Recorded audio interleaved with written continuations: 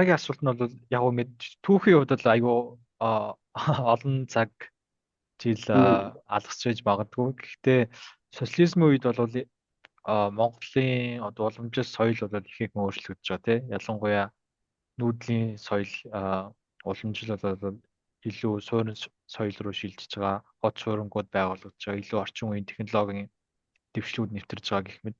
Тэгэхээр яг энэ үед нүүдлийн соёл ямар хуу байдлаар өөрчлөгдсөн. За дээрэс нь нөгөө давхар үндэсний nationalism буюу одоо үндэсний ижилсэл үүсэж байгаа тийм. Тэгэхээр энэ соёл хэрхэн бий болсон. Өмнө нь бол харьцангуй илүү diversity, илүү олон талтай, олон одоо хил аялагтай том жижиг соёлтой байдаг байсан бол илүү ижилсэл үүсэж байгаа эд процессыг та ер нь судлаачийн зүгээс ер нь юу гэж харж байгаа вэ? Тэгэхээр ер нь энэ нүүдлийн соёл иргэншил болон одоо үндэсний ижилсэл хоёр ер нь ямар хуу байдлаар ер нь өөрчлөгдсөн бэ? Тэр сонирхолтой асуулт. Ер нь бол таны бодож байгаа юу гэдгийг одоо их Монгол улс байгуулагдсан цагаас юм уу өөрөөр хэлбэл Чингисийн хаанчлал бий болсноос одоо 20 дугаар зуун хүртэл одоо тэр ардын хувьсгал хүртэл гэдэг ч юм уу тийм ээ, эсвэл 1911 оны одоо хувьсгал хүртэл ч юм уу Монголын нийгмийн байгууллал нэг их өөрчлөгдөөгүй бахаа гэж нэг талаар үнэн. Нөгөө талаар бол тэнд бас том өөрчлөлтүүд гарсан. Том өөрчлөлт гарах гээд бас ялагдсан юм би хийх гээд. За нэг нь бол би бол 14-өөс 15 дугаар зуун байна. Энэ үе бол энэ ялгаа байхгүй одоо юу гэдгийг Чингисийн тогтоосон язгууртны системийн дотор л болсон зүйл. Гэхдээ энд юу байсан гэхээр зэрэг Монголыг бол тайш захирдаг байсан байхгүй. Одоо тоон тайш, 9 тайш хоёр шүү дээ, тийм ээ. Тэднэр шиг тайшууд захирдаг байсан. Тогоон 9 хоёр бол Монголын хамгийн одоо агуу тайшууд гэх юм уу та. Энэ дэглэм бол юутай төстэй байсан гэхлээр зэрэг Японы шогуны дэглэм гэж байсан шүү дээ. Түүнээс төстэй. Тайш бол угсаа залгамжилдаггүй байхгүй. Мөн тайш ганцхан байдаг байсан хооронд. Өөрөөр хэлбэл одоогийнхоор болох юм бол ерөнхий сайд ч юм уу та. Гэхдээ илүү зэрэг захиргааны одоо тэрийг илүү мэддэг. Ийм систем одоо үндсэндээ Монголын 1500-аас биш 1400-аас 1500 оны сүүл хүртэлх үе бол ийм энэ зам бол 15 дугаар зам гэх үү та. Би бол энийг бол Монголын тайшин засаглалын тайшин төрийн зам гэж үздэг. Энийг халсан эвдсэн хүн нь бол Даян хаан. Батмөх Даян хаан гэдэг шүү дээ. Тэр нөхөр. Тэгээд тэндээс бол нөгөө тайжин төр. Миний хэлээд байгаа тайжин төр гэдэг нь бол тэр нь өөрөө өглөө Даян хааны үр сад үргэлж угсаа залгамжилж захирдаг болсон юм. Энэ бол нөгөө яг нөгөө түүчийн нөгөө Тэмүүжин Чингис нөгөө хувь хувааж өгсөн бас апанаж одоо улс хувааж өгсөн тэгээд улсын задарсан гэдэг шиг түүнтэй адилхан юм болсон. Гэхдээ энэ бол бүгдээрээ юуны тэр одоо юу гэдэг язгууртны системийн хүрээнд. Гэхдээ тайшин төрийн хувьд бол нэгэнд угсаа залгамжилдаггүй учраас тэгээ Монголын хүчрхэг тайшууд хоорондоо тэмцэлдэж байгаад хэн хүчтэй тайш болдог гэсэн учраас энд бол одоо лидершип тийм ээ тэргүүлэгчийн юм уу одоо хүчтэй удирдагч гарч ирэх улс орны урагшны явуулагч гэдэг юм уу нэгдмэл байлагч гэдэг юм уу тийм юм боломж байсан байхгүй. Тайжийн өөрөө оронгууд тэр тийм биш болсон. Тэгээ үүнтэй холбоотой юу болж ирсэн гэхээр зэрэг миний ойлгож байгаагаар бол Монгол бол яг одоо 12 дугаар зууны Тэмүүжнийг төрөх үеийн тэр байгууллал руу очсон байхгүй. Тэнд нөгөө тайж нар нь одоо тэр үед ялангуяа 18 19 оны үеэс эхлээд Чингисийн угсааны нөхдүүд өөрсдөө ноёд гэдэг болсон байхгүй. Уг нь бол ноёд чинь тайж нарын доор байдаг байсан хүмүүс байхгүй. Энэ нөхдүүд ноёд болсон. Эд бол улс төрийн болоод нийгмийн эдийн засгийн бүх эрх мэдлийг энэ нөхдүүд барьдаг. Бусад хүмүүс нь бүгд тэдний албат боол үнэндээ бол. Тийм хүмүүс болсон.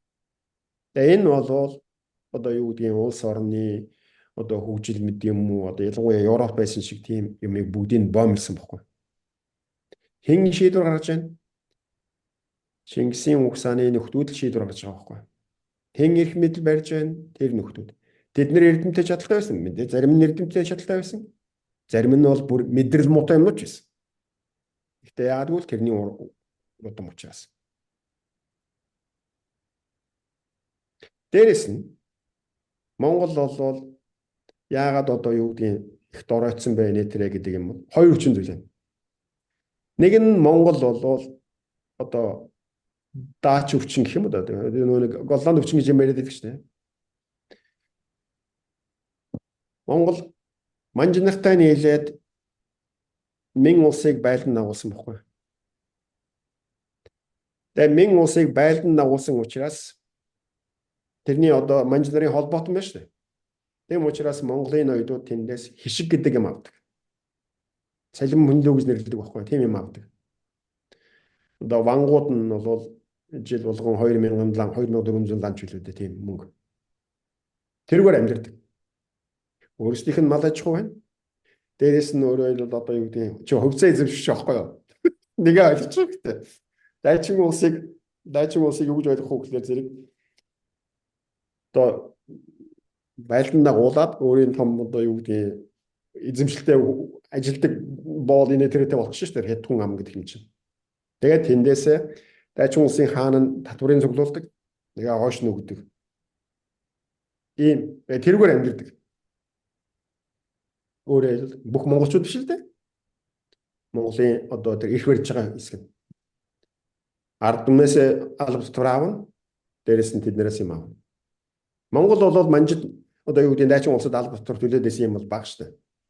Монголчуудын хийдэг байсан юм нь юу гэхээр зэрэг цэргийн тусламж гол одоо зэвсгийн хүчин гэж хардаг байсан. Тийм байсан. Энэ нь өөр юм хийх боломжийг үүсгэж байгаа байхгүй. Нөгөө талд нь юу болсон гэхлээр зэрэг Монголд нөгөө бурхны шашин гэдэг юм аягүй хүчтэй дэлгэрсэн. Хүмүүс нь юу хийдэг болсон юм? Ялангуяа эрчүүд нь орчин үеийн эрдэм мэдлэг юм уу эсвэл зэрэг зэвсэгч юм уу тийм юм хөөцөлдөг байсан юм. Үгүй. Бурхан болох гэж явж байгаа. Инженеаш бичиж байгаа шүү дээ. Инженеаш үнэхээр халуун бичиж байгаа байхгүй. Хорсч.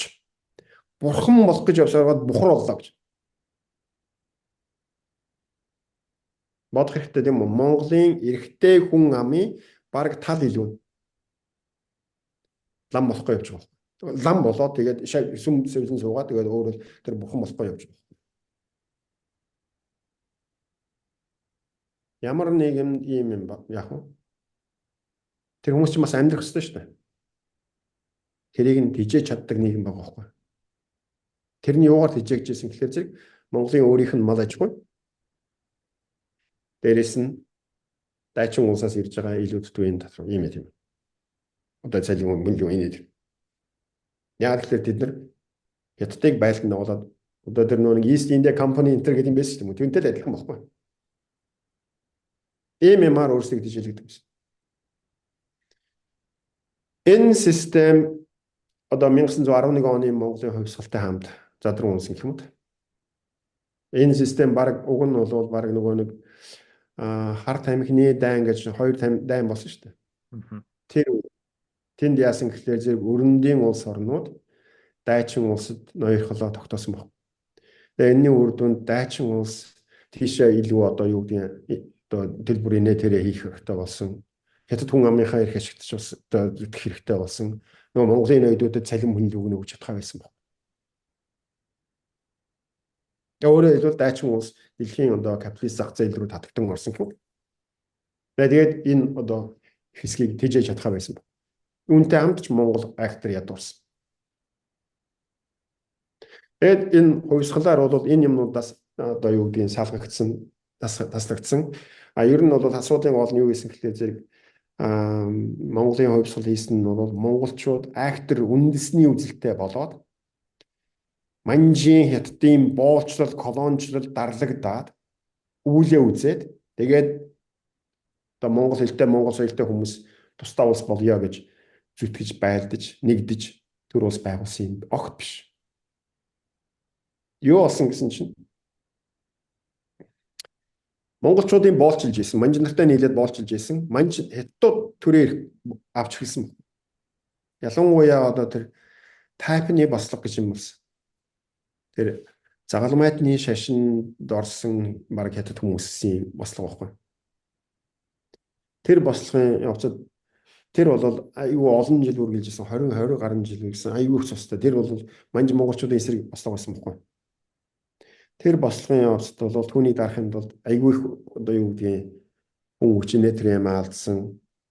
Сингэрэнчин мэрэнчин ч баг тэнд одоо хорчны нэг ноён байдаг шүү дээ сингэрэнчин гэдэг. Энэ тэр баатар болсон сүүлд алгадж байсан тэр үеийн үйл явдал. Тэгээд тэр явцад яасан гэхлээр зэрэг тэрийг дарахын тулд дайчин улс бол одоо хятад хүмүүст, хятад генералуудад өөрийнх нь найрам хүмүүсийг одоо цэрэг зэвсэгтэй болгох боломжийг олгосон байна. Тэгээд эндээс чинь энэ дотроос тэр юан шика энэ төр гарч ирж байгаа байхгүй. Одоо тэгээд хятадууд өөрсдийн зэвсэгтэй, хүчтэй, хайрамтай ийм хүчтэй болсон байна. Ингээд өөрөөр хятад монголчуудын Монголын оюутнуудын дургуусад хятад төшмөдүүд гэдэг хүмүүс дайчин улсын төрийг чиглүүлэх болж гисэн. Тэгээд тэд нар аажимдаа юу хийсэн гэхээр зэрэг тэр дайчин улсын шинэ засгийн бодлого гэдэг нь юу гэсэн бэ? Дайчин улсыг ардчлах үйл явцсан байхгүй. Бүгд найрамдах парламентын одоо парламент байгуулах, бүгд найрамдах тогтолцоо бий болгох. Ийм одоо шинжилгүүд хийгдэж гисэн байна. Хэрвээ энэ явагдах юм бол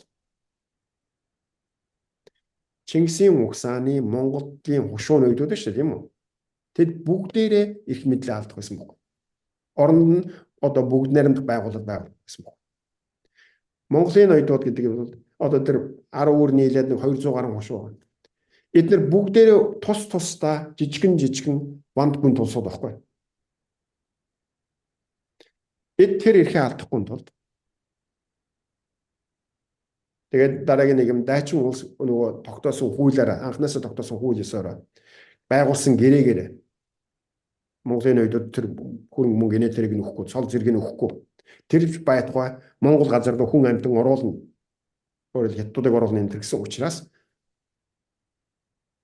бид тусдаа усууллаа гэсэн байна.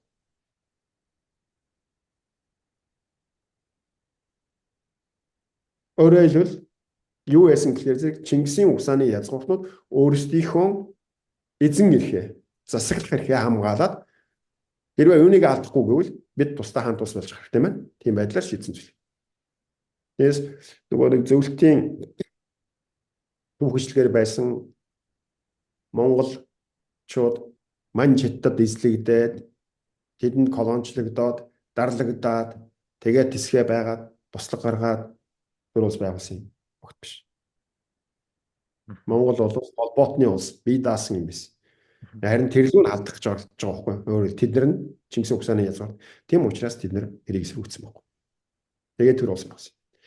За энэ бол ийм учиртай. За үүнтэй холбоотой энэний үр дүнд ажимдаа энэ чинь бол 11-ээс 21 оны хооронд энэ байдлаараа явах гэж оролдоод нөгөө язгууртнууд нь эрх мэдлээ барьж явах гэж оролдоод тэгээд ерөнхийдөө бол 21 он одоо 20 онд бүтлгүүдж байгаа шүү дээ. За энд одоо харин энгийн хүмүүс нөгөө нэг ардын нам гэж нэрлэдэг байгаа хүмүүс, төшмөдийн нам гэж нэрлэдэг байгаа хүмүүс. Энэ хүмүүс одоо нөгөө язгууртнуудаас биш. Одоо Монголын сэхэтэ боловсралтай хүмүүс босч байгаа. Энэ тийм боломж өөрөөр хэлбэл Чингисийн одоо угсааны язгууртнууд өөрсдийгөө ер нь бол чадваргүй гэдэг ч юм уу юу гэдэг юм а тийм юм а тэнд харуулсан баггүй. Ялангуяа тэр Чингистэй гэрээ байгуулад инээтерэ болоо явсан юм. Тэгээ энд одоо харин боловсралтай энэ үеэс харин үндэсний үзэл төрөгдөг юм ярьж байна. Энэ хүмүүс төр улс байгуулах ийм эрхт оролцож явсан. Тэгээд энэний үр дүн тэгээд дээрэс нь бол энэ нь юутай холбогдсон гэхлээр зэрэг зөвлөлтийн одоо пролетарын диктатур гэдэг юмтай холбогдсон. За үүний үр дүнд нийлээд Монгол бол мэдээж тусгаар үндэсний улсаар байгуулах гэж оролж ирсэн юм л да. Тэр үеийн нөхдүүд бол. Тэгээ үүний үр дүнд юу болсон гэхлээр зэрэг тэр хамжилгын харилцаа гэж нэрлэдэг шүү дээ тийм үү? Монголчууд бүгдээрээ одоо Чингисийн угсааны одоо тайж нарын хамжлага байна шүү дээ. Тэр харилцааг халаад одоо харин бүгд найрамдах байгууллагыг бий болгож байгаа. Энэ олон цус урсгалын болсон тэрийг үүсэхгүй. Гэхдээ энэ хүмүүсийг, энгийн хүмүүсийг өөрсдийнхөө эрдэм мэдлэг чадлаараа энэ иргэний боловсролын бүхнийг оруулж зүтгэх, өөрөө өөрсдийнхөө төлөө хариуцлага хүлээгээ зүтгэх, хамтдаа зүтгэх ч юм уу, тийм ээ. Ийм боломжийг нээж өгсөн байна. Бүгдийн тэгш хэрэгтэй болсон байна. Энийг угаасаа бол анх тэр 1921 онд тогтоосон зүйл л дээ. Тэр ардын хувьсгал гэж нэрлэдэг байгаа нь тийм санаатай юм. Ардын хувьсгал гэдэг нь ардчилсан хувьсгал гэсэн нэртэй байхгүй. Бүгдээрээ ард болсон байхгүй. Дээд дооцс баян үгээгүй бүгд одоо ард хэмээх нэгэн үсгийн дор багтмаа гэдэг тэр Монгол улсын ерөнхий сайд байсан Жалхан зүлх Дандан базрын тунхагт байгаа шүү дээ. Бүгд ард болсон байхгүй. Өмнө нь бол тэнд Чингисийн угсааны тайж язгууртнууд ноёдууд гэдэг нэг төвчүүд шүү дээ.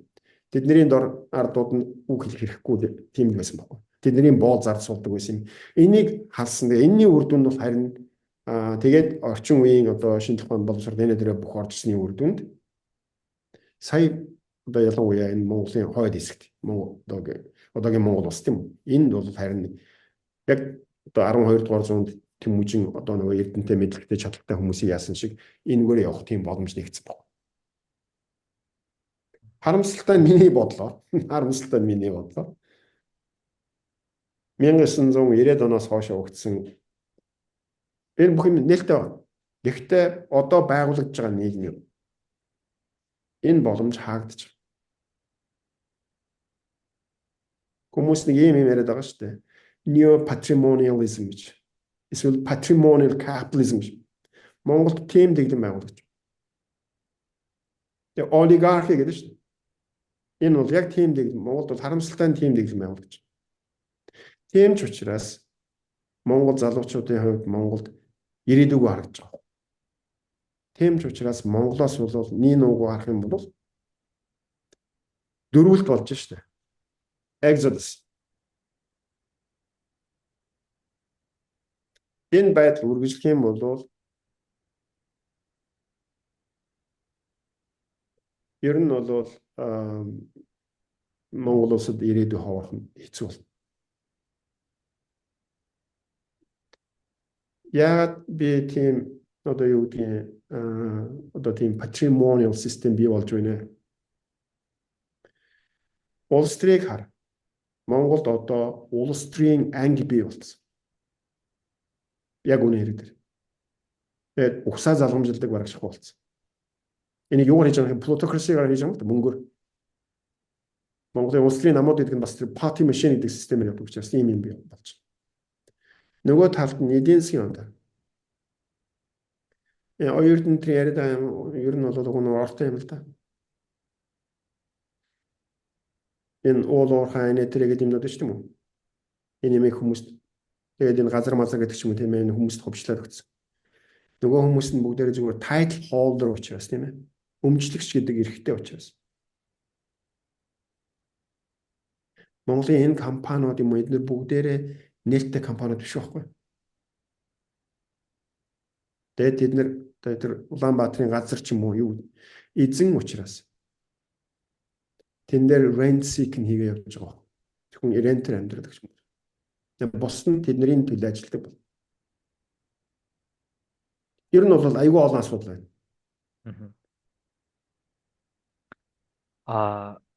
За сүүлийн бас нэг асуудал яг би нэг үндэсний үзэл гэдэгтэй холбоотой тийм үндэсний үзлийн тухайд бол нэр уучлаарай би тэрийг хариулахаа мартсан байна. Тэн дээр бол нэгдүгээрт энэ нөгөө нээлттэй нийгэм бий боллоо шүү дээ. Монголч 86 жижигхэн бонд гүнд улс байсан. Тэрийг бүгдээринг нь нураагаад. Тийм учраас Монголд одоо нөгөө нэг ийм үг гэдэг шүү дээ. Нөгөө юу вэ? Цагаач магаач гэдэг. Монголчууд бие бинийгээ цагаач гэж хардаг байхгүй. Яагаад? Яагаад гэхээр өөр бонд улсууд байсан учраас. Тийм учраас бие бинийгээ цагаач гэж хардаг. Энэ юмыг нураас Тэр сая 574 км газар нутаг чинь Монгол хүний эх орон болж өрсөн баггүй. Түүнээс өмнө нь бол жишээ нь одоо би бол тэр Сайнаян хаан аймгийн эрх хүний хошуу баггүй. Эрх хүний хошуу миний нутаг байсан баггүй. Эрх хүний хошуу миний эх орон баггүй. Яг бол тэр чинь нэг тусдаа принципалити байсан баггүй. Тийм учраас Монголын газар нутгаар дүүрэн овоонууд байгаа. Тэр овоонууд чинь тэр хил хязгаарыг тэмдэглэсэн тэмдгүүд баггүй. Өөрөөр хэлбэл 1911 оноос өмнө ер нь бол 1924 онд нутгийн захиргааг өөрчлөх хүртэл Монгол бол одоо хатхан хэмжээнд хатхан 86 хошуу тэгээд тэр бусад юмнуудтайгаа нийлээд 110 хэдэн жилдээ жижигхэн ванд гүнд одоо улсуудын эзэмшил хуваагдсан тийм юм байсан баг.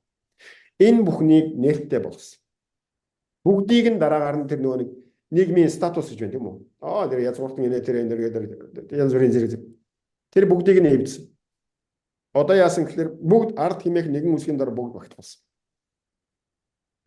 Нийгмийн дээшээ доошоо movement одоо хүүд дээшээ шилжих юм хүн өөрөө гэх юм бол өндөр албан тушаал ашиг нэг төрлийн албан тушаал бүх нь нээлттэй болж гисэн. Хүн боловсрол эзэмшээд одоо юу гэдэг юм үргэлж хамжлах хэмээрээ байх ёсгүй болж хөрж байгаа байхгүй. Чи жолооч болж болно. Чи зэрэг болж болно. Дараагаар нь чи эмч багш болж болно. Шүү юу гэдэг юм тийм үү? Энэ бүх юм нэгдсэн баг. Энэ бүхний урд нь дараагаар нь Монгол нутагч нь нэгдэж өглөө гэсэн. Тэгээд дараагаар нь одоо юу гэдэг ардын айрам гэж юм байна тийм үү? Сургууль гэж юм байна. Энэ юм чинь хүмүүсийг энэ улсынхаа хэмжээнд одоо яг тэр нацаг дөржин хэлж байгаа шиг тэр юм чинь тэнцэл бий болж гисэн. Нацаг дөржөөс өмнө бол тэр хинти хангаас хаягаар Монгол нутаг байгааг байхгүй. Тийм нутаг монголчуудын баг байхгүйтэй адилхан байсан байхгүй. Тийм учраас тэр цагаачиг цагаамаар юу хэлээд ирээ тэр өвчин монголчууд бие бинийгээ цагаач шаардлаган тийм өвчлөлтэй байсан. Тэгээ энэ бол Монголын нийгмийн хувьд бол үнэхээр одоо юу гэдэг тесрэл болсон. Хөгжих асар том боломж байсан. Яг үүнтэй хамтаар нэгдүгээр ерөнхий боловсролын нэгдсэн систем бий болсон. Бүх хүмүүс нэг сурах хүчээр нацаг дөржийг уншдаг болсон байхгүй. Би Монгол хүнээ уншдаг болсон. Энэний үр дүнд бол Монголын одоо юу гэдэг үндэсний үзэл гэдэг ч юм уу бид нэг Монгол энэ юм үнэхээр одоо юу гэдэг энэ боловсролын систем арим энэ бүхэн чинь эн чинь тийм болоод байгаа байхгүй. Ер нь бол та ийм ном мэдхүү энэ юу imagined communities гэдэг. Benedict Anderson. Өөрөөр хэлбэл бид өглөө болгон Монголын одоо газар нутгаар зарим газар хоцордог байсан баг та. Монголын яриад байгаа сонсдог биз дээ. Төрийн дуллаас юу гэдэг сонсдог биз дээ тийм үү? Тийм билсэн биз дээ социализм. Дээрээс нь үнэн сонино уншдаг байсан биз дээ. Тэр бүх газар нутгаар хүмүүс бүгдээрээ imagine хийж байгаа. Бид нэг гэж. Үнэхээр ч нутаг усан тийм байсан. Бүх юм нээлттэй байсан. Ийм арьцангуй. Тийм учраас юу гэдгийг Монголд бол нэгдсэн одоо бичиг үсгэнэ дээр бүх юм бүр нь бол нэгдмэл хүмүүжлэлтэй тийм одоо үндэстэн бүрэлдэхүүн явж бас үнэн. Дээрээс нь хамгийн гол нь бол Монголын төр улсын түүхийн уламжлалын үүднээс. Монголын одоо дахиад миний хэлгээр одоо энэ нүүдлэн гэдэг юм тийм ээ. Дайн байлдаа нүүдлийн энэ бүх юм хөдөлгөөн үргэлж юм хөдөлгөөнтэй байсан учраас хамгийн гол нь нэгдсэн төр улс нэгдсэн соёл байсан учраас Монголд бол нэгдмэл хэл нэгдмэл энэ соёл бол аль эрт дайчин улсын ер нь бол аль одоо баг ер нь бол тэр 12 дугаар зууны үеэс тогтсон байсан байгаа байхгүй. Яагаад гэхээр зэрэг Монгол руу одоо энэ Европын одоо энэ шинжлэх ухаан гэдэг юм үүснээс эхлээд Монгол руу орж ирсэн хүмүүс нь голчлон энэ Оросын аялагчид одоо янз бүрийн экспедиц тэр Позны хин энтрээс эхлээд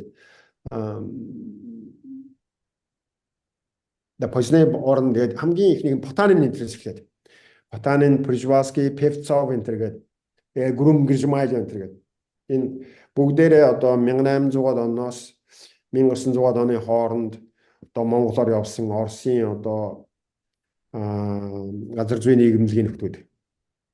Тэдний анхны нөхдүүдийн явсан бичлэгийг бичиж байгаа нь бол Монголд бол аман аюулгүй байхгүй. Диалект гэж яриад байдаг ч тийм ээ. Диалект байхгүй. Нэг хэлээр ярьдаг. Тэднээс гадна бас 10 өөр Монголд уртлаасаа ирсэн бас нөхдүүд шүү дээ. Гаднаас ирсэн. Жишээ нь одоо тэр Ларсон гэдэг нэг нөхөр байдаг тийм ээ. Монголын гүн Ларсон Duke of Mongolia. Тэр нөхрийн бичиж байгаа байхгүй. Тэр бол 10 өөр Монголд 30 гаруй жил байсан хүн. 8 тэр ээж. Тэр хүний бичиж байгаа тэр хүний ном биш үү? Тэрэн дээр бол Монголд бол тэр аялал байхгүй.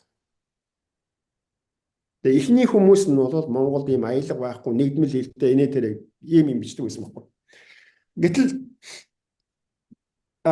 юу болсон гэхлээр зэрэг тэгээд монголчууд бол одоо ялангуяа нэг Чингисийн угсааныхан Монголын одоо юу гэдгийг үзэл санааг тодорхойлж штэ. Тэд нар чинь бүгдээрээ нэг эцэг эхийн үр сад гэж харж байгаа байхгүй. Ялангуяа чинь халахын одоо ноёдуудын хувьд бол бүгдээрээ гэрсэн жалаар хүн тайжин үр сад гэж штэ. Нэг гэр бүл гэж харж байгаа байхгүй. Тэгээд тэд нар чинь гол одоо Монголыг төлөөлдөг хүмүүс болохоор тэр юу гэж авах вэ гэхээр монголчуудыг бүгдээрээ л бараг л нэг удам угсаатай юм шиг ярьж штэ. Тийм байдалтай байсныг нь өөрөөр харж эхэлсэн юм нь одоо энэ угсаатны судал гэдэг шинжлэх ухаан. Тэгээд тэр угсаатны судлалын эхний тэр нөхдүүд нь хэм одоо тэр мэрэгжлийн угсаатны зөвчд биш л дээ. Тэр хүмүүс нь ирээд ингээ хаахта энэ казах энтертэй харьцуулж бичдэг байхгүй. Энэ монголчууд хамаагүй өндөр соёлын дэвшиндээ нийлэр одоо нэг бүгдээрээ нийтлэг хэлтэй ч юм байна. Ингэж бичдэг байсан. Гэтэл энэ юм бол 1924 оноос бүр мөсөн өөрчлөгдсөн. Монгол бол 1924 оноос эхлээд өчнөөн олон ястан үндэснээс бүрддэг болсон. Одоо яриад байгаа тэр 30-аад үндэстэн ястан гэдэг юм энэ үеэс эхэлсэн. Яасан? Энэ колонийн бодлого байсан. Тагн нүрэн хай гэж байна. Одоо тагн тува. Туваагийн бүгдээр нь тус гэдэг нэг юм байгаас тийм ээ. Түүнийг Монголоос салгаж авах хэрэгтэй болсон. 1911 онд Гант Орос өөрийнхөө одоо ноёрхолд авцсан байхгүй. За тэр нь бол юунаас болсон гэхээр зэрэг саяны нурууны тэр сав газар алт нэгдсэн байхгүй. Тэр Сафьянов гэж тэр одоо худалдаачин алт олсон. Тэгээд тэд нар алт дайчин улсын газар нутагт байж байгаа хэрэгж дуг нь бол гэхдээ гадаад Монголын одоо хэсэг. Тэгээд 11 онд нөгөө Монгол туслаад Монголын одоо тусгаар тогтныг дунгуулахдаа тэрийг Оросууд өөрийнхөө нөлөөнд авсан байхгүй. Гэтэ шийдэгдээгүй. Монгол тэрийг заавал аавна гэж зүтгээд байдаг. Орос улсаар зэрэг үгүй гэж зүтгээд байдаг. Тэгээ энэ явцдаа ямар арга зам болсон гэхлээр зэрэг энэ нөгөө үндэсний өөрөө засан нөгөөх хэрэг гэж юм байна шүү дээ тийм үү? Тийм асуудлыг тавиад тэгээд тагнын урайхаа нар буюу тэднийхаар бол туваа нар бол устдаа ард юм. Өөр хэлтэй, соёлтой өөр ард юм. Энэ үндэстэн өөр үндэстэн тийм үү? Энэ үндэстэн өөрөө засан тохирох хэрэгтэй. Ийм юмыг хүлээн зөвшөөрсөн. Энийг Монгол ардын намын мөрийн хөтөлбөрт оруулсан. Тэгээ Монгол ардын намын мөрийн хөтөлбөрт бол одоо энэ дотор нь бол одоо халах гэж үндэснийг энэ бүртгэж байгаа байна. Энэ бусад одоо өөр үндэстнүүдийг өөр ястнуудыг баг буурай ардуудыг нараад наснуудыг их одоо ардны одоо шовинизм тийм ээ ингэх нь буруу. Тэгээ яг тэр үед бол Оросд нөгөө нэг колонизаци гэдэг бодлого явуулжсэн. Орос ч өөрөө бас одоо хаант Орос гэдэг юм зөвлөлт холбоод улсад чинь бас яг тийм төр улс байгуулсан байхгүй. Тэр нөгөө нэг 15 бүгдээр нь тулс бүгдээрээ national бүгдээр нь тулсууд тэгээд дээрэс нь autonomous бүгдээрээ одоо юу гэдэг өөрийн титулаар үндэстэнтэй тийм үндэстэнтэй тэгээд тэр автоном мужи хязгаарлалт ийм юм байгуулсан бүгдээр нь тодорхой хэмжээгээр тийм төстэй. Тийм одоо өөрөөр хэлбэл угсаатны зүйн төр улс ethnographic state гэдэг байхгүй. Өөрөөр хэлбэл төр улсыг төр улсын нэгжүүдийг доторх нэгжүүдийг тодорхой одоо юу гэдэг үндэстэн байна гэдэг тийм үндэстэн ясны гэдэг юм уу соёлын гэдэг юм уу тийм ялгаагаар байгуулсан тийм төр улсыг ethnographic state гэж нэрлэх байхгүй тийм төр улс байгуулсан. Тэр бодлогоо Монгол руу нэвтрүүлсэн. Монголын нөхдүүд ч тэрийг нь хуулж авсан. Тэгээд тэрний үр дүнд Монголд өнөөдөр Монгол гэдэг үндэстэн байхгүй байхгүй. Зөвлөлт холбоот улсад зөвлөлт холбоот гэдэг юм уу? Өөрөөр тэр чинь дээр эзэн гүрэн байсан юм уу? Тийм учраас тэнд чинь зөвлөлт үндэстэн гэж юм байхгүй шүү дээ. Тийм нэр томьёо байхгүй. Тэнд Орос үндэстэн байна. Казах үндэстэн байна. Бурят үндэстэн байна. Национал үндэстэн гэдэг юм. Зөвлөлт үндэстэн гэж юм байхгүй байна. Зөвлөлтийн ард түмэн гэж ярьдаг гэсэн байна. Яг тэрэн шиг Монголын хувьд юу болсон гэхээр зэрэг халах дөрвөд одоо юу гэдэг вэ? Казах, мазах, уранха дариг маань эдгээр нь бүгдээрээ националист. Өөрөөр хэлбэл Монголын үндэс угсаа юм уу? Яс угсаа гэж энэ нэрлээ үндэс угсаа гэдэг баг. Тийм үндэс угсаа. Тийм ингэж нэрлээд тэр категори нь националист гэдэг категори баггүй. Тэгээд Монгол үндэстэн гэдэг Монгол үндэстэн гэдэг ойлголт байхгүй. Өөрөөр хэлбэл Монголын газар нутгийн нэг хэсгийг авахын тулд Монголд үндэсний өөрөө зөсөн тохинох хэрэг гэдэг ямиг ялгаад тэгээд тэр хүмүүсийг нь тийм үндэстэн гэж бүрдгээд тэгээд тэд нар нь өөрсдийгөө тэгж ойлгодог болоод энэгээр ингээ харах юм бол тэгээ Монгол үндэстэн гэдэг юм байхгүй болно. Нийтийн соёлын уг нь бол Монгол улс Монгол үндэстэн гэдэг ямиг бий болгож байгаа ч гэсэн энэ угсаатны зүйн тогтоосон энэ дэглэм нь энэ нөгөө талаар тэр угсаатны зүйн Оросуудын авчирсан тэр мэдлэгийг Монголын төрийн бодлого болгоод монголчин 1928 онд илүү 30 онд үндэс угсааны зөвлөл гэж байгуулсан шүү дээ. Совет националностей гэдэг тийм байгууллага байгуулад энэ бодлогыг явуулсан байхгүй тэр зүүнтнүүдийн жилүүдэд тийм. Тэгээд энэгээр нь ингээ яах юм бол нөгөө тийш задлах нэгдэж байгаа юм чинь задлах нэгдэх тийм юм хийсэн байхгүй. Тэгээд тийм учраас өнөөдөр Монгол гэдэг үндэстэн байхгүй. Тэгээд энэ олон одоо юу яадаг үндэстэн гэж өөрсдөө яадаг. Тэгээд бие бинийгээ ялгуурлан гадуурхдаг. Тэр үгээрээ одоо талцдаг ийм юм бий болсон. Хэрвээ энэ тийм замаар яваагүй бол хэрвээ одоо тэр тагнуурынхаг нэг бол алигт өгцсөн байсан бол эсвэл зүгээр Монголын хэсэг байсан бол өнөөдөр Монгол үндэстэн гэдэг юм бол арай өөр байх байсан. Энэний үр дүн чинь одоо яг энэ одоо юу гэдэг угсаатны зүйн мэдлэг Монголын төрийн бодлогод яаж нөлөөлөөд өнөөдрийн монголчуудын одоо өөрсдийгөө харах одоо ойлгох тийм ээ энэ зүйлдээ ингээ харахаар зэрэг ямар хөө байдалтай байсан байдгийг харьцуулаад харах юм бол жишээ нь зөвлөлт холбоот улсад анх тэр угсаатны зүйн байдлаар хүн амийг одоо та аль үндэстэнд хамаарах вэ гэдэг тоолго явуулсан байна. Нээлттэй тоолго явуулсан байна. Тэрүүгээр бараг 400-500 тийм үндэстэн гарчсан байна. Тэрийг нь бол зөвлөлтийн угсаатны зүйчид одоо тэр хожим зөвлөлтийн угсаатны зүй шинжлэх ухааны академийн угсаатны зүй хүрээлэн болсон хүмүүс тэр нөхдүүд одоо явуулаад судалгаа хийгээд янз бүрийн бүгдийг нийлүүлээд 100% болгосон байхгүй. Бүгд найрамд хятад ард улсад мөн анх тэр тоолгыг 1955 6 онд хийсэн. 410 билет гарсан байна. 410 одоо минзүү хятадын ойлголт минзүү гэдэг ойлголт. Тэгээд тэрийг нь хятадын угсаатны зүйчид бас ажиллаад одоогийн нэг 56 гэдэг шүү дээ. Тэр болгосон. Өөрөөр хэлбэл тэр хүмүүс би тийм үндэстэн гэж тэрийг бүгдийг нийлүүлж байгаа байхгүй. Тэнд бол чинь бүгд нэг хятад улсад Монгол бол нэг л үндэстэн шүү дээ. Тэнд одоо Монголд байгаа шиг одоо юу гэдгийг одоо ордос гэдэг юм уу, орчин гэдэг юм уу, харчин гэдэг юм уу, цахар гэдэг юм уу, халт гэдэг юм уу тийм байхгүй. Хятадын дээр аль биесний юм нэг л. Өөрөөр хэлбэл тэгээд дээрэс нь хятадын одоо энэ хан үндэстэн гэж нэрлэдэг байж тийм үү? Энэ чинь бол яг хэлэх юм бол хоорондоо үл ойлгогдох 6-7 хэлээр ярьдаг хүмүүс шүү дээ. Хоорондоо үл ойлгох. Өөрөөр хэлбэл англи хэл, герман хэл хоёр байна тийм үү?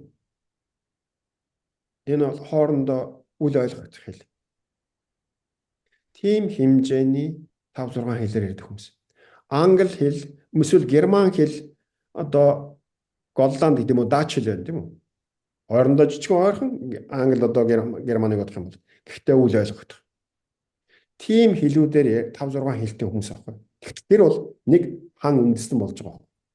Гэтэл Монголд өөрөөр хэлбэл одоо юу гэдгийг нэг хэлээр ярьдаг энэ Өөрөөр хэлбэл бүгд нэг ядтар дуусч гэсэн одоо нэг үндэстэн гэдэг яатсан имийг нь Монголд 30 хэдэн ястан үндэстэн ч гэдэг юм уу тийм юм болгож өргөж байгаа.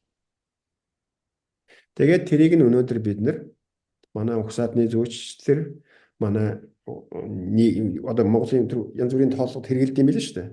Иргэний юунд албан хаагчийн анкет гэнүү яа хүүхэд төрөх бүртгэл гэнүү энэ бүх юмд нь хэрэглээ явж байдаг. Тэгээд тэрүүгээрээ талцдаг.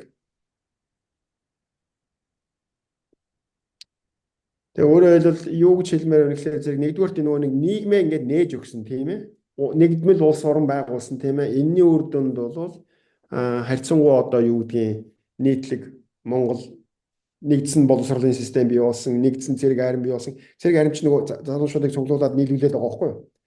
Тэгээд тэр чинь ер нь бол жишээ нь Францын тухай судлах юм бол ийм нэг ном байдیں۔ From Peasants to Frenchmen гэж. Нөгөө тариачдыг яаж одоо Франц хүн болгосон бэ гэдэг гэх юм уу те. Энэ юм бол Монголд бол явагдсан. Өөрөөр хэлбэл энэ нь бол нийгмийн хувьд. Гэтэл нөгөө түүнийг нь ойлголт гэж юм ярив тийм ээ. Тийм юм ярих юм бол тэр нь тис эсрэгээр. Харин хуваах. Тэгээ тэр нь бол зөвлөлтийн колонийн бодлогын үр дүнд орж ирсэн зөвлөлтийн угсаатны зүйн ертөнцөөр харах юмар Монгол юм болж явсан юм юутай. Тэгээд харамсалтай нь бол би дээр хэлсэн тийм ээ. Би нөгөө нэг Гелнерийн дэргэд очиж сурья гэж шийдсэн гэдэг нь. Би яг энэ чиглэлээр Монголын үндэсний үзэл, Монголын үндэсний ижил гэсэн тийм докторийн ажил хийжсэн баггүй юу. Тэгээд миний диссертацийг өгсөн. Би тэр үед бол одоо энэ Оросын гэдэг юм зөвлөлтийн үндэсний үзлийн онлын би баг бүгдийг шавж үзсэн. Баг юу гэдгийг үзээгүй үйлдэл байхгүйсэн баг. Үннийг хэлэхэд бол ямар ч байсан Монгол байсан тэгээд байсан бүх юмнуудыг тэгээд юма баг диссертацаа баг бичээд дуусчихсан байхгүй. Тэгээ явж исэн чинь тэр Эрнест Гелнерийн национализм гэдэг Оросоор тэр ном манай социологийн нийгмийн утган насан гэж багш байсан. Тэр багшийн ширээн дээр байжсэн байхгүй. Тэгээ бид нар багшаас энэ номыг нэг үзээд тэгсэн чинь тэгдэг. Тэгээ бид нар номыг нэг шөнө уншсан. Тэгээд за би Монгол доктор хангалах. Энэ бүгд худлаа юм байна.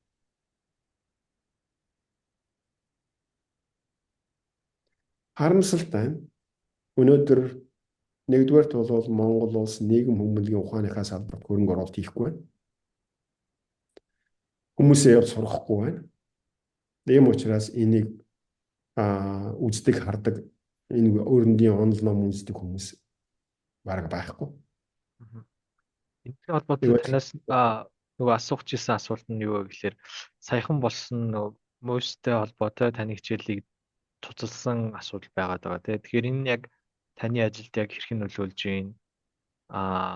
Ер нь академик эрхчлөлөө хөндөж байгаа тухай та байр сууриа илэрхийлвэл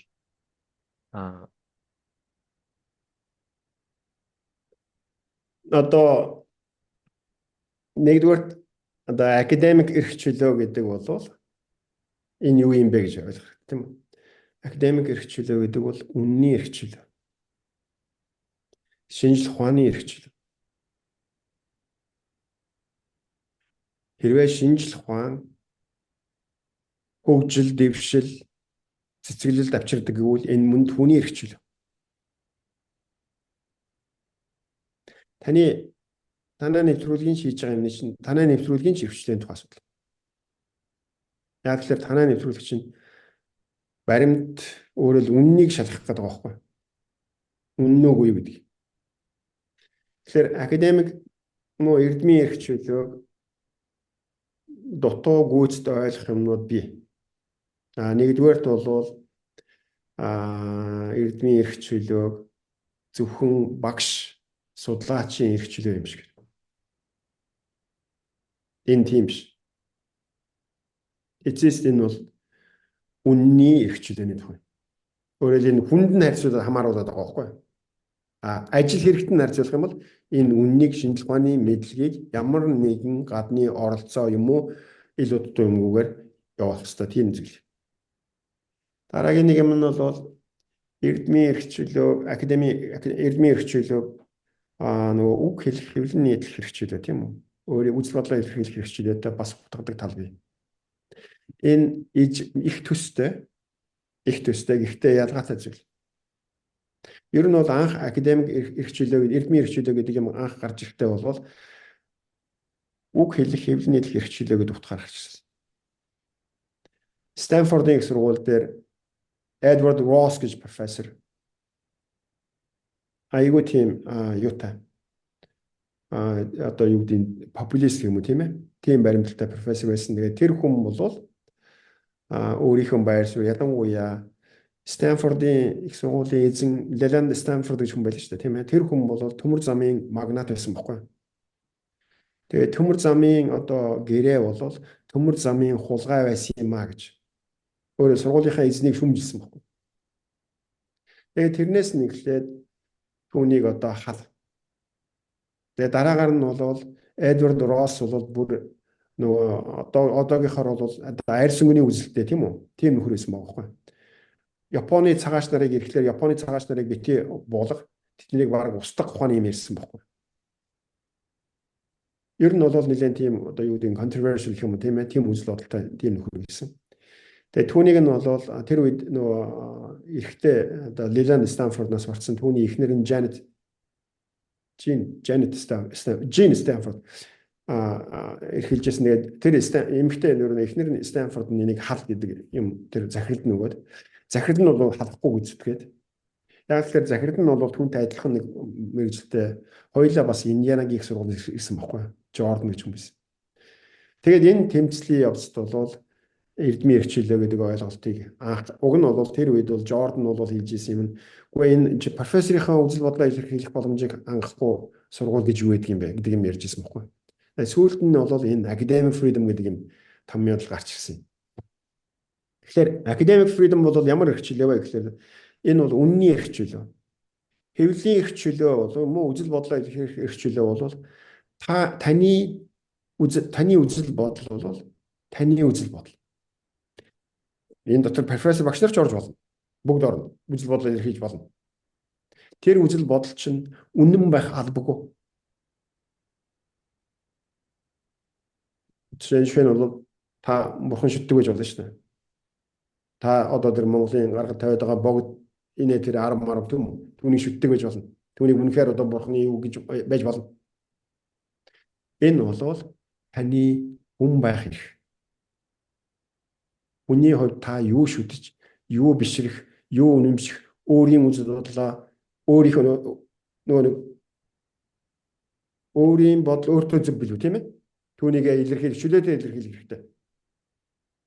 Энэ заавал үнэн байх албатай биш. Ийм эрх. Харин эрдмийн эрх чөлөө бол үнний эрх чөлөө байхгүй.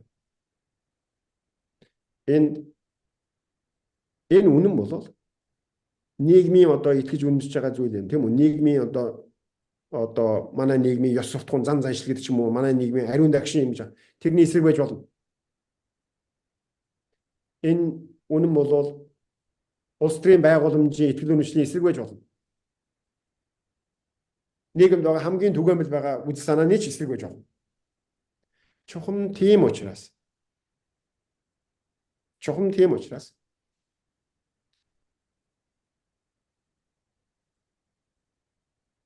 одоо энэ ихтэй сургуулиудад, оюутнуудад critical thinking гэдэг юмыг заадаг. Шүүмжилт сэтгэлгээ гэдэг юм. Энэ яадгүй гэхээр зэрэг шүүмжил сэтгэлгээ гэдэг бол эцсийн эцэст үннийг олох сэтгэлгээ байхгүй. Дараагийн нэг юм бол энэ шинжлэх ухааны сэтгэлгээ юм уу өөрөөр хэлбэл үннийг хилээд байгаа маа гэдэг чинь юу гэсэн үг гэхээр зэрэг янз бүрийн одоо хүмүүс янз бүрийн үзэл бодлыг илэрхийлж яж болно. Таны яг хийж байгаа юм шиг энэ үний юм ярьж гэнэ үү, худлаа юм ярьж гэнэ үү? Үнийг нь шүүгээд энэ мэдээж хүний үзэл бодлоо илэрхийлэх эрхийг хүндлэж хүндгэн. Гэхдээ үзэл бодлыг нь хүндлэх албагүй. Энд үнэн имийг нь л энд гаргах хэрэгтэй. Ийм зүйл. Дээрээс нь өөр нэг юм нь бол яагаад энэ үнний эрх чөлөө, шинжлэх ухааны эрх чөлөө гэдэг нь өгөхлөөр зэрэг шинжлэх ухаан гэдэгт нөгөө монголчууд нэг юм үг ярьдаг шүү дээ. ороогүй эрдэм энэ гэж тийм үү?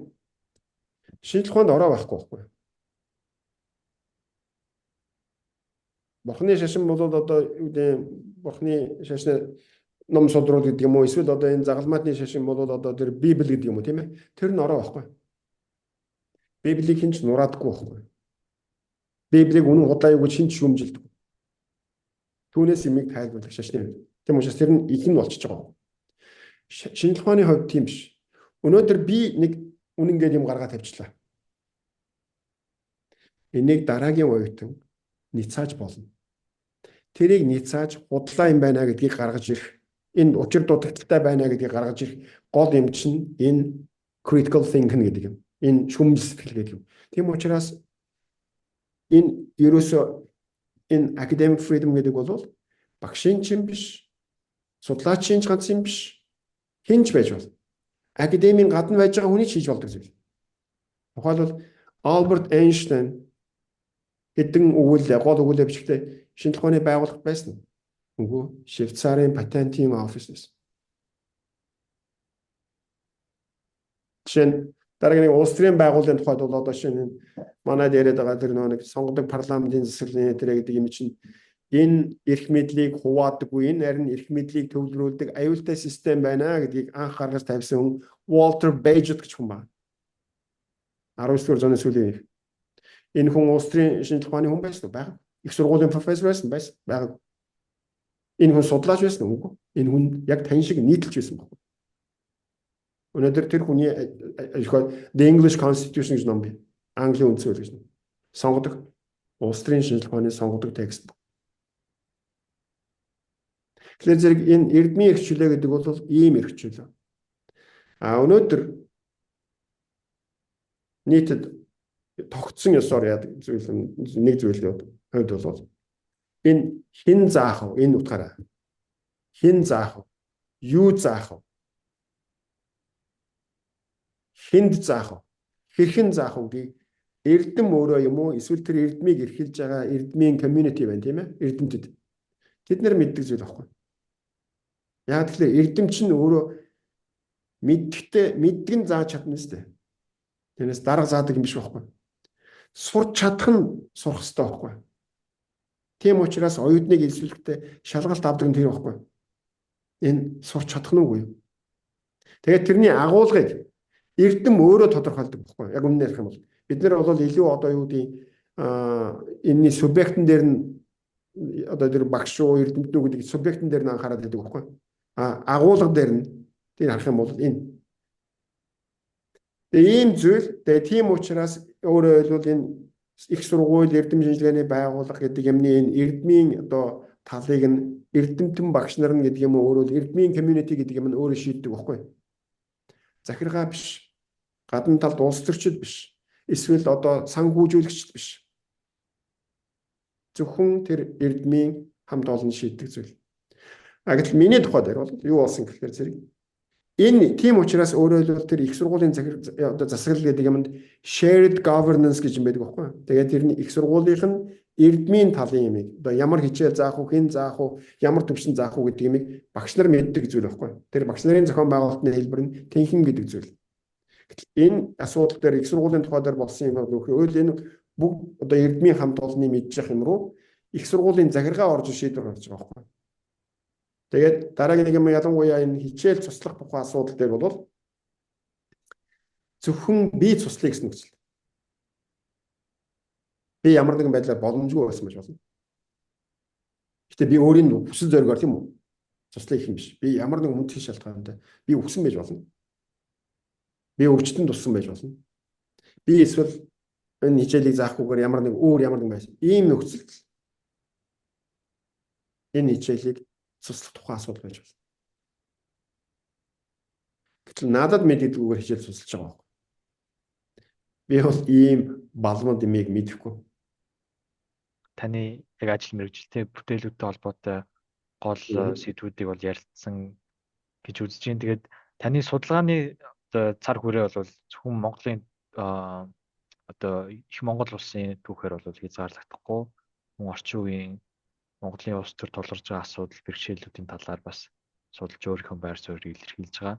Тэгэхээр манай подкастт оролцсон танд дахин талархал илэрхийлье. Тэгээд таны цаашдын судалгаа академик ажилд бас өндөр амжилт хүсье. Тэгээд дахин бас илүү гүн үзгийн сэдвээр илүү сонирхолтой сэдвүүдээр ярилцах боломж олдно гэдэгт бол итгэлтэй байна. Тэгэхээр дахиад манай подкастт оролцсон талархал илэрхийлье. За баярлалаа. За баярлалаа. Post fact.